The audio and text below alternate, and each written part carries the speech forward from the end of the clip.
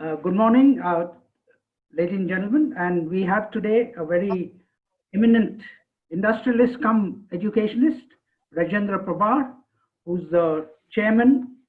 Let me read out his very impressive CV so I don't miss anything. He's the chairman of NIIT, India's most well-known IT training company. Since inception, NIIT has certified over 35 million.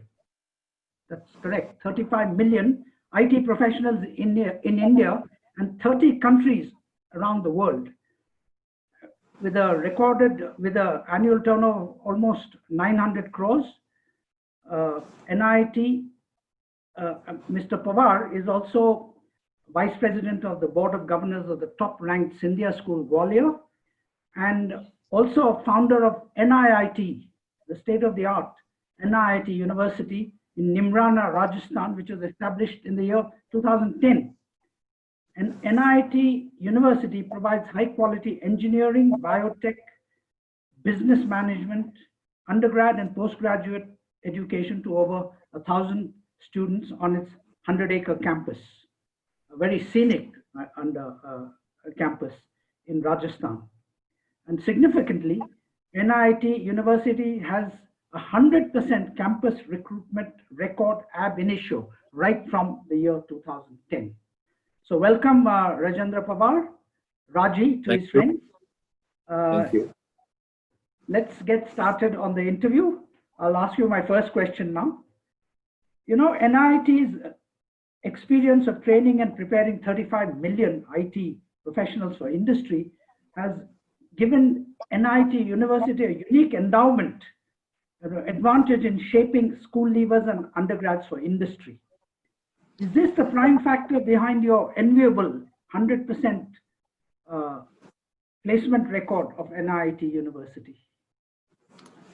So first of all, thanks so much, Dilip, for setting this up.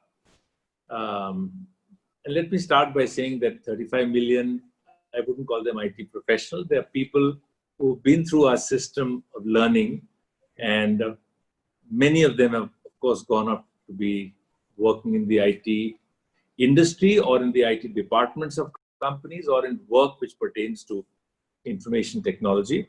But there's a very vast number of them who are also school-going students or college-going students or working professionals, many chief ministers in this country as well in the early days, many leaders.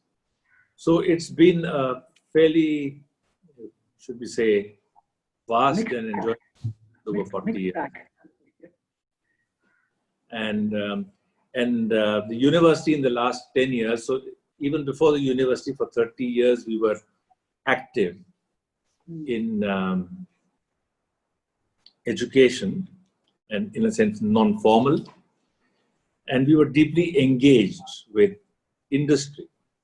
And by industry, I want to cover a general term of industry, institution, governments, all organizational forms, because our focus has always been that we are looking at people who are seeking to move from academics into a job.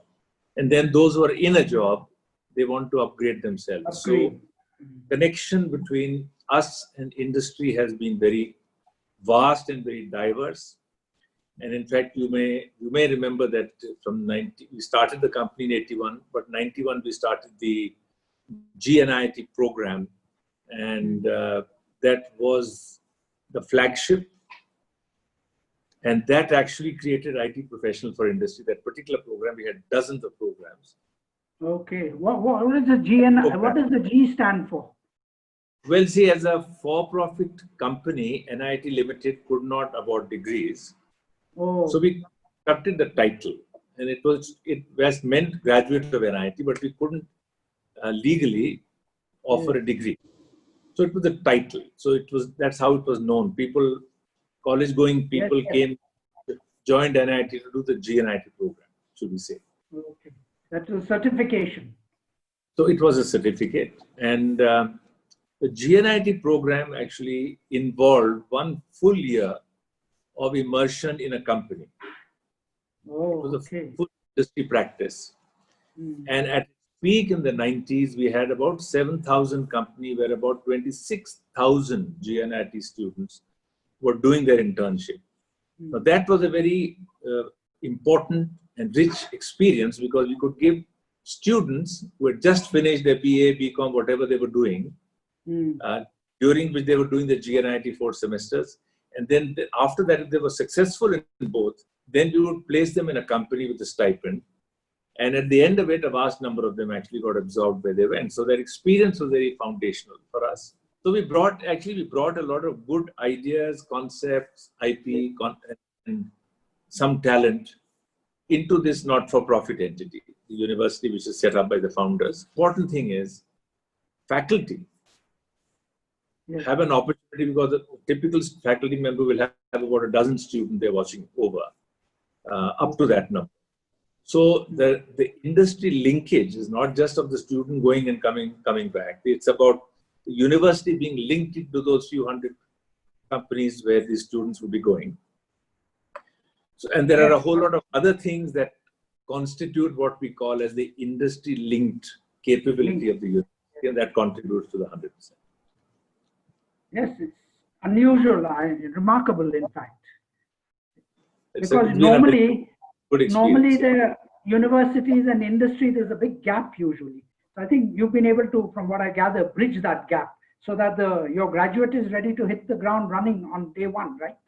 You know, during the past decade, since it was established, NIIT University has limited its study programs to engineering, biotech, business administration.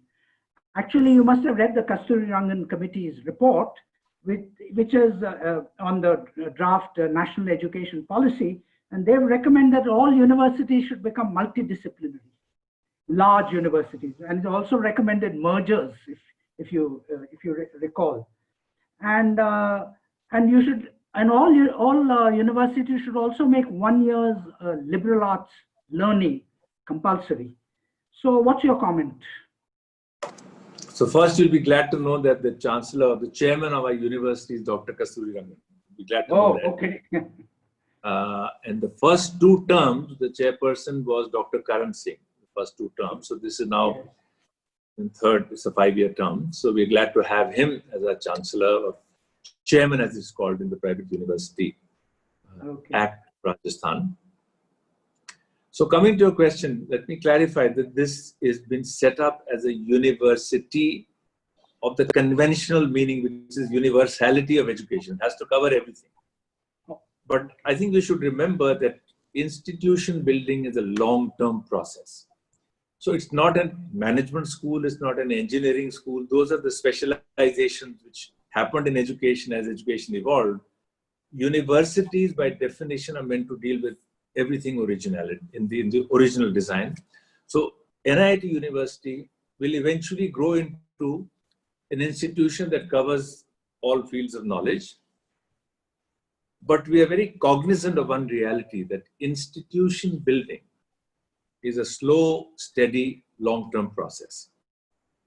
So much like a company can be built in years, maybe, startups can be built in months, but universities take a long time to build, and that's why they last for centuries and companies last only for decades. So over this period of time, as we strengthen the various faculty departments, as we keep adding better and better people in wider and wider fields, the subjects will evolve and enrich.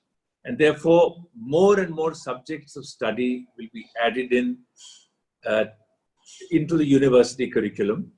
So it will be a university which deals with an increasing number of student areas with the passage of time. That's the way I'll define it. But one thing which we have defined, I talked about one core principle, which was industry linked. And there are 3 more, there are 4 core. The 4th one, since you touched on it, we use the word seamless. And seamless is to be perhaps the most important core principle, because it signals an important message in our philosophy, which is that all knowledge is actually interlinked, as we know. Everything is interconnected. Indeed. But to to take the advantage of the great idea of the industrial revolution or the scientific revolution was to break subject into smaller and smaller pieces and then go into the depth. Because in the scientific revolution, that's what we were doing. We were in the quest of discovering and understanding nature, and we had to divide the subject into smaller and smaller pieces so we could go into the depth and learn. And so should we say, the era of analysis that lasted many centuries and created specialization, then disciplines and ultra specialization to know more and more, have yielded now a structure, both in companies and in universities, where there are many, many silos. And I think the world knows that the downside of silos is, a fractured society, a fractured mindset. Yes. So we are trying to say that we recognize that in this century particularly, which I call the century of the mind, we are in the era of synthesis now. We have to join things back. And the divides of society also have to be joined back, man and nature, rich and poor, all of the divides of society. So, eventually the university will have all subjects, but even today our attempt is, even if you're doing just management, to introduce you to a lot of math and science and an ample measure of IT, because IT is a foundation, just like it's another language, we have to all know it. Similarly, when we do biology, bioinformatics, it's about the underpinning of informatics. And even in the MBA program, we have a very, very interesting 4-year integrated MBA right after school, where you do common subjects in the first couple of years and then you start branching out. And we have a vast range of options. The students construct the options as they go. So with passage of time, as we enrich the faculty and widen the scope of their study, the university will take its full form as we go forward. And the idea really is to give foundation across a range of areas and then let students choose what they want. Very good. It makes it more interesting. Sir, Yes. Okay, let's move on to the next question. You've had a good start. You've laid a good foundation from what I can get, what you've just told me. Now, how satisfied are you with the progress of NIIT University? Currently, the university, with its 100-acre campus, has only 1,000 students. So obviously, you've left space and room for expansion. So what are your scaling up plans? You probably touched on it just now, but perhaps you'd like to say a few words more. So the master plan, which we built well before we started the university, is to have a maximum of 5,000. Okay. And we crossed about 1,000. But one thing we learned, because while we were involved in skill building, one thing we learned is that, building an institution has to be done with a lot of care and passion and love, and much like natural phenomena. So you have to give it time. So we have to be patient, because you have to build a faculty capability. You have to build an environment. You have to build a sense of place. You have to be very selective in who you bring in the beginning. And because they are your ambassadors. They are the ones who set. A university doesn't get known only by faculty. It eventually gets known by its alumni. But clearly, great alumni, if you have, then you start getting better faculty. So it's a number of loops there. So we had planned for a little more than where we are, but we recognize that going at a steady pace.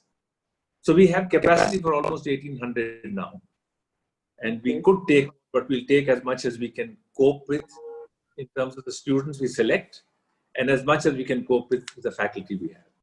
So this is a game for the long haul, and I think numbers are important, but they're not the defining characteristic. I think to us, the fact that everybody gets into a good job is more important than how many came in, let's say. Yeah, that's a very important point you made, that institution building should be done carefully. One shouldn't rush into it, right? You have to see that you have the right faculty to be able to take in the students, so that, as you rightly say, the student is ultimately reflects the quality, the graduates reflects the quality of the university. So thank you for that, yes. So let's move on to the next question, sir. As an individual who's deeply involved in the IT industry and education, with your connection with the Scindia School in K-12, and also with and founder of NIIT University.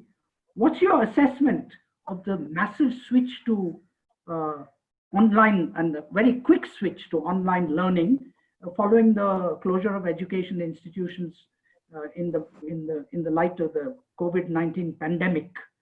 I think you've written in somewhere that the current rush in the system, rush to online education, has resulted in bored students and exhausted teachers. Perhaps you'd like to say how to improve the blended learning model. So first of all, let me say that I did express my thoughts in an article that I titled "Online Learning, Bored Students and Exhausted Teachers." And I'm not being critical. I'm only saying this situation has come in front of us, where the extent of preparation is not enough, extent of society's behavior change is not enough, and of course, infrastructure is not enough.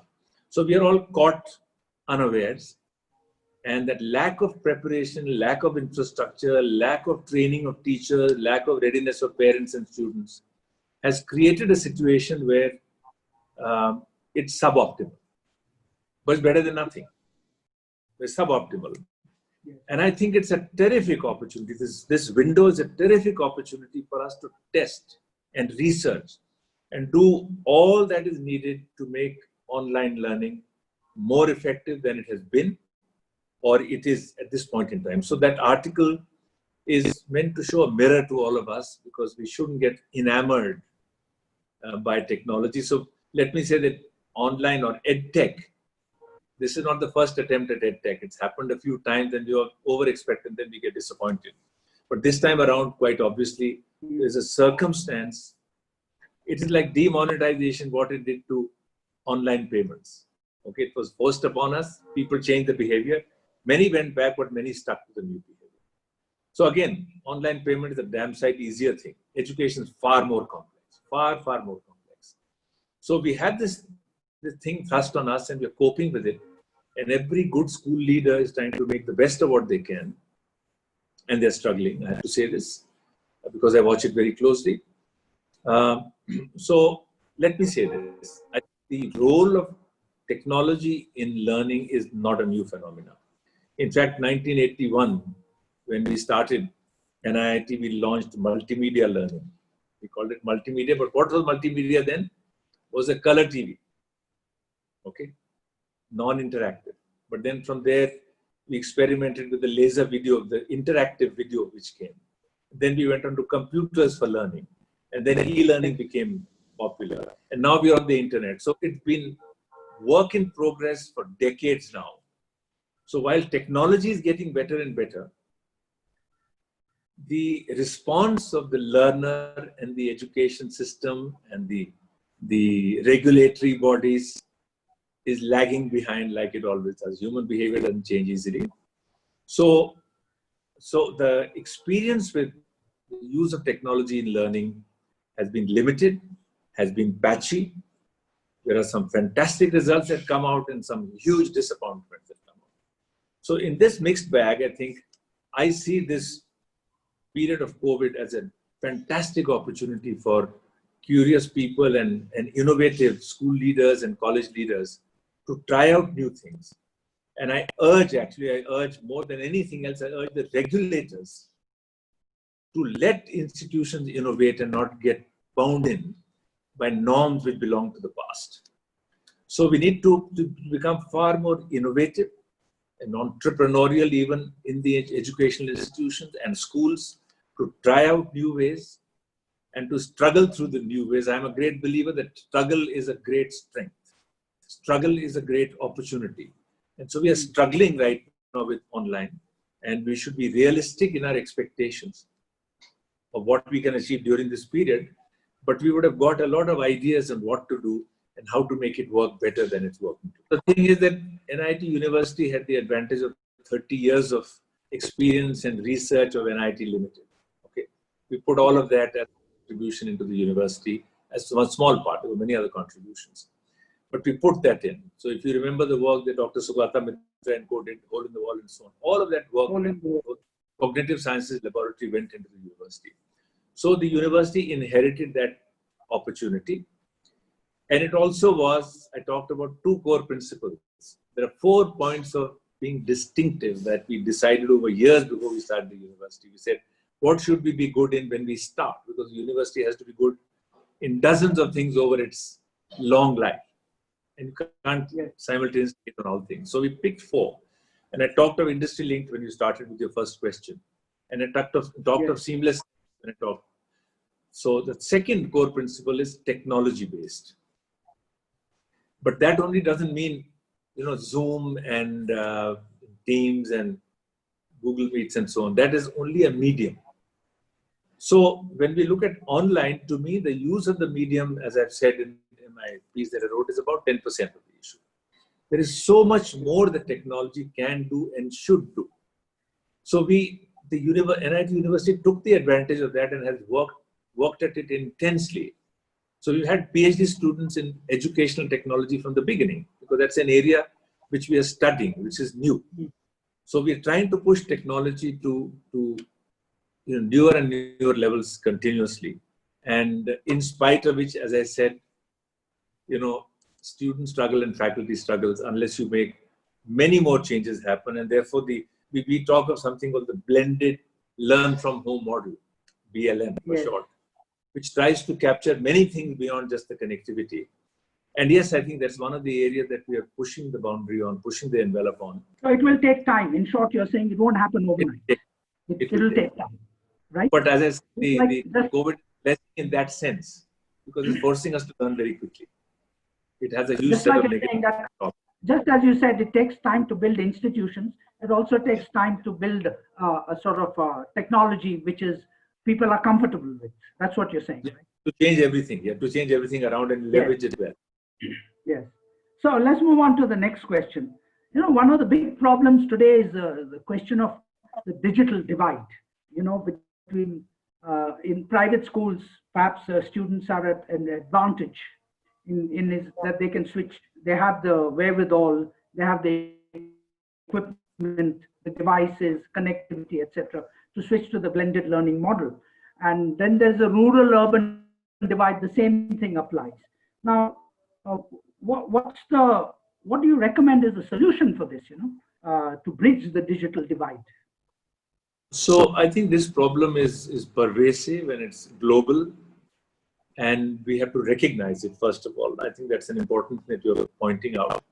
And so between the well-endowed school and not so well-endowed schools, and then those in the cities where the infrastructure is better and deep rural areas where it's challenged, those two dimensions need to be handled.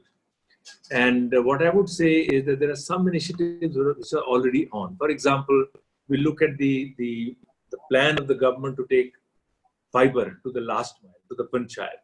Okay, so that idea is a policy, is a plan, is being implemented. So it should be rolled out very much quicker.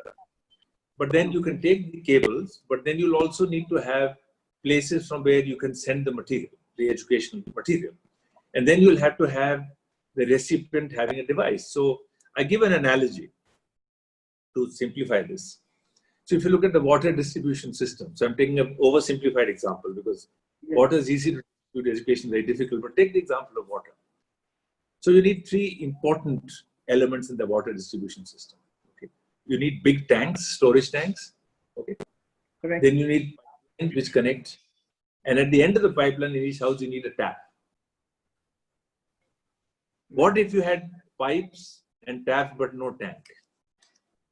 What if you had tanks full of water and taps but no pipe? What if you had tanks and pipes and no taps to control where the water goes? I think I'm giving this analogy to say that we need the network. Then we need devices which are in the hands of children, which are the taps. And then we need resources, which are the resources of the tanks, of the knowledge, or whatever, which will be other institutions. So if we are giving out our content to the world, that becomes part of the tank system. So all 3 pieces have to be worked upon, and the digital divide will be addressed when we can. So many states, for example, did go through a process of giving a laptop to every child. Now we need to find cheaper and cheaper laptops made in the country which can reach every child. And there may be methods where, in each school, In a government school, you have 500 kids, you may have only 100. So at least 1/5 of the time they're studying something, and maybe 1/5 they're going into the field to study agriculture, and 1/5 they're doing something else. So in pragmatic ways, now NIIT itself as a company, in 1999, we created the build, operate, transfer model. We took that model for taking IT education into government schools. And out of the 35 million learners we talked about, 10 million, more than 10, are school children who eventually, in about 26,000 government schools, we tried to teach them the same level of education that we do in the city school through those programs. And about 10 million children who would have never seen a computer in their life, we took the responsibility to set up the classroom, give them the faculty, create the courseware, and conduct it. So now that needs to happen at scale, but it needs resources. So would you agree, sir, that, there's a long argument been going on for 70 years, that the government has to increase its outlay for education from 3% to 6% of the budget as a recommended way back in 1966 by the Kothari Commission and several other commissions after that, but it's not happened. So would you say this is like also a precondition of really bridging the urban-rural digital divide? Yeah, so my view has been that if the government had only ₹1, where should they put it to get the maximum impact? I'll say it's in education. And starting the school education. So Sarv Shiksha Abhiyan was a very bold step as a first step, because no point doing higher ed if you don't have kids in school. Exactly. So then we are trying to do something for higher ed as well, but the money is not enough. I think you make a very good point, that elusive 6% has remained elusive for too long. So we've had periods in between where we injected for school education, briefly for higher ed, but it's not enough. And I think the recognition at the top level in our policy thinking has to be the best return on your investment comes from education for a society. And we need to up that. And the fact that government couldn't put enough was the reason why we had non-governmental players coming in to fill the space. And but I think government has a bigger responsibility, particularly on the question of digital divide. Now, of course, there are many of us who are attempting in our own way to contribute to this as well in terms of philanthropy. But the need is much bigger than what we can put together. Therefore, to your point, I think we should really stretch our capability as the country becomes better and better, and to become really aggressive on trying to recognize our responsibility as a nation, to take education of the highest quality to the last mile, and to therefore provide every child the same opportunity. So let's move on to the next question. As a captain of industry now for many years in NIIT, how satisfied are you with the quality of manpower that is being shaped and certified by India's education system as an employer? So let me say this. Let me first put a belief in front of you. So that's more important. I'm a great believer that every child is born with a potential which is very much higher than what gets realized. Let's start with that assumption. And when we had this 10 million kids in the villages learning computers, I'm sure thousands of them, tens of thousands of them have gone on to do exceptionally well because they got an opportunity. So first, let's recognize that there's a lot of potential lying there which is untapped. Absolutely. And that is not to do with how rich the parents are. That's a gift of God. So the question really is, and again, everybody doesn't have the same level of interest or type of interest. So that's the starting point. Then comes the question, how well can we create an infrastructure, environment, and a set of teachers who bring out the best in children? So as constraints start from there. They start really from there. And in spite of that, we do have a huge population. And I know that it used to be called a liability. Population was a liability, and we were trying to run many programs to control it, and all of them failed and so on. But when we saw the 90s come about, and we saw the energy of the country getting released, we started looking at the fact that population can actually be an asset. And therefore, the term demographic dividend came about. Dividend. Yeah, demographic dividend. And we've seen that worldwide in countries, there's a period when there's a demographic dividend opportunity. Opportunity is not a right. And we saw that in Japan between 64 and whatever period, they got that. We saw in China, early 90s, and India has gone into that. So China's demographic dividend window apparently closes around 30. India's closes in 55. So we have that opportunity. Now the thing is, raw talent exists. Demographic dividend opportunity exists. Now the task is, we need not just the 6%, but we need a lot of effort. We need to create an environment where the brightest want to become teachers. So there are exceptionally good people who become teachers, but there are not enough exceptionally good people coming into this field. So how do we do that? That's a very important element, technology or no technology. So to the question of whether we get enough people, we get enough people. Do they have enough potential? They have enough potential. Are they polished enough? No, they're not polished. And we have to do much more to create the right environment, right institution, right funding, right financing, right level of teachers. So now looking at the big picture, what are your, top 3 recommendations to enable 21st century India to harvest its much proclaimed demographic dividend, as you just mentioned? So first of all, I think you touched upon this point of, are we investing enough in education? The answer is no. And that applies to government, at the central level, at the state level. It applies to industry's role in participating. It applies to the parental role, though I know parents spend a lot. They don't hold back, but we need much more support. So first and foremost is, if we don't put more investments, it will be elusive. This dividend will be elusive, number one. Number two, I want to put to reform. I think we need very large scale reform. And I tend to feel, once again, the COVID is giving us the opportunity to become open-minded, to try out new things. And I would put reform in 3 dimensions. So there's a policy reform question, which is much more for the policy makers, for the lawmakers, for the legislators, for the ministers, for the bureaucrats, okay? And there, the big question in policy is, who can enter into this field and who can exit, and how do you enter and exit? How can a college start a course and how can a college retire a course? Do you know how difficult it is for an institution to stop a course? So this whole question of entering and exit on policy and who can enter, and being a little more open-minded, because in engineering education, we have interestingly observed that there is a market at work even in a regulated place. It hasn't happened in medical education, which is over-regulated.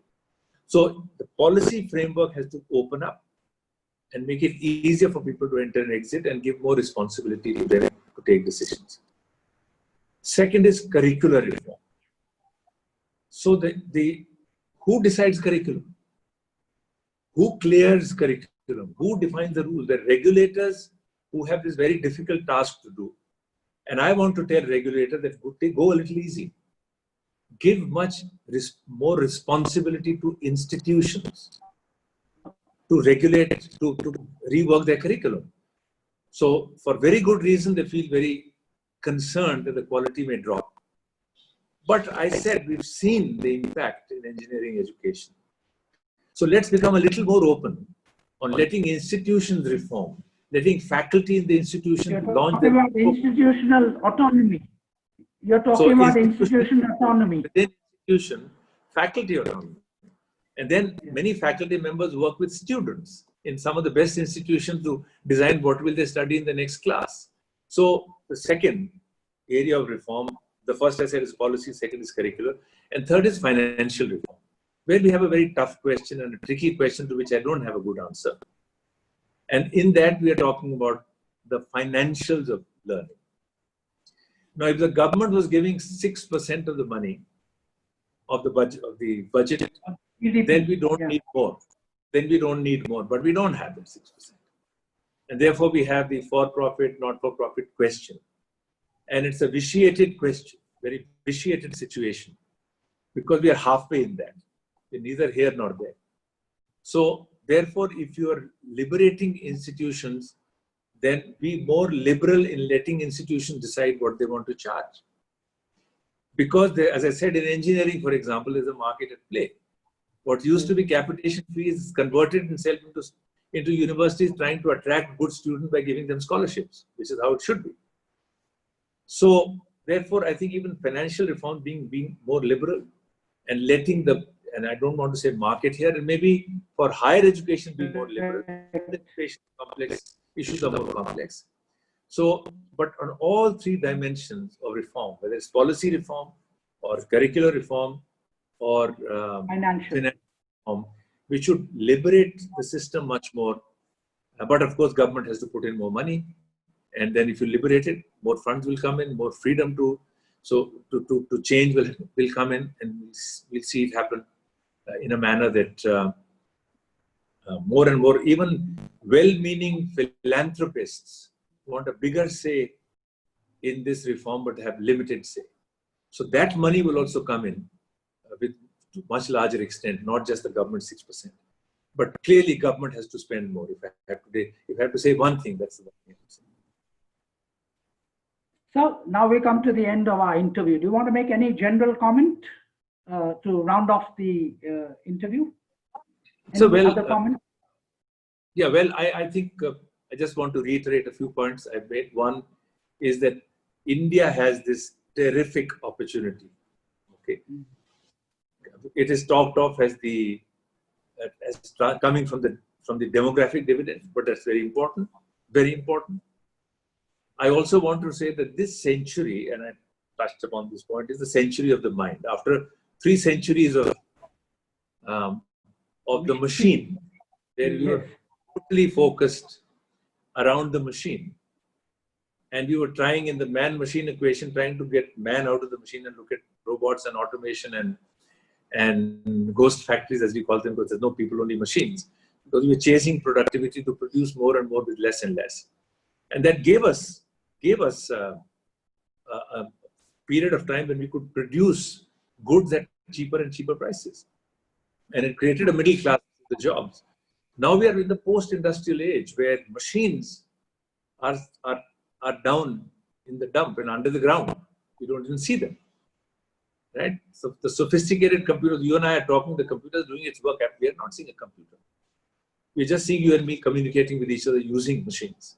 So we are now in the post-industrial knowledge era where the mind is everything. So you and I are connected through a mind and through many others, right? So how to leverage this opportunity of focusing on the mind, which is really the exciting thing for me and for all of us who are involved in areas like knowledge and education. So let's focus on that and say this is the century of the mind, it's the century of knowledge, and therefore the century of shaping the mind, and therefore the century of investing in education and doing it in a million different ways, and therefore liberalizing, easing up, reforming, opening up, letting all natural forces work. Thank you very much, Rajendra Pawar, for speaking with Education World. It's been a very inspiring, very wide-ranging talk, brilliant ideas. Thank you very much. I hope that you are successful in your mission with NIIT University, etc., to spread the light knowledge. I congratulate you for starting this initiative, and wish you the very best of luck in the future. Thank you very much, sir. Thank you so much. Thanks for your questions. I really enjoyed it. Thank you. Thank you.